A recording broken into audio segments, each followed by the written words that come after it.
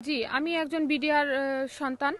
তো আমার বাবাও এরকম বিনা চিকিৎসায় ক্যান্সারে আক্রান্ত হয়ে বিনা চিকিৎসায় আমার বাবা মারা যায় এবং তাকে সুচিকিৎসা দেওয়া হয় না, জেলখানায় নিয়ে যায়, তাকে ডান্ডা বেরি পড়ায়, পড়ানো অবস্থায় সে হাঁটতে পারে না, পা ফুলে গেছে, তবুও তাকে ডান্ডা বেরি পড়াইছে।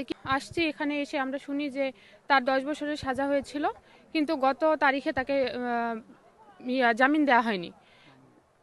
জামিন দেওয়া হয়নি এবং তার নাম এনামুল হক ছিল, হাবিলদার এনামুল হক। তো আঙ্কেল সকালবেলা 7টার দিকে সে পৃথিবী থেকেই জামিন নিয়ে চলে গেছে।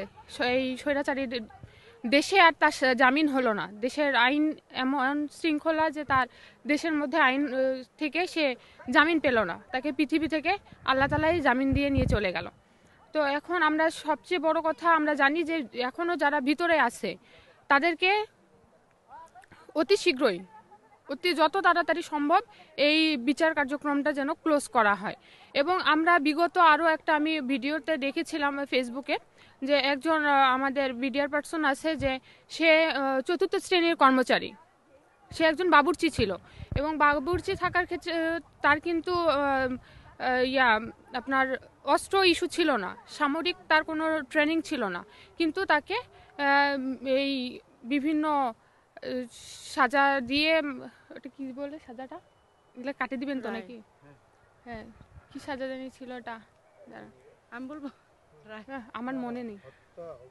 বিস্ফোরক বিস্ফোরক এবং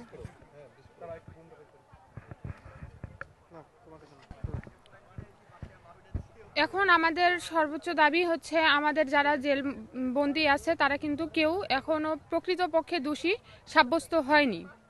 আর যে এই তদন্ত কমিশন যেটা তৈরি করা হয়েছে, এটা পুরো স্বৈরাচারীর একটা তদন্ত কমিশন থেকে আমরা কোনো ফিডব্যাক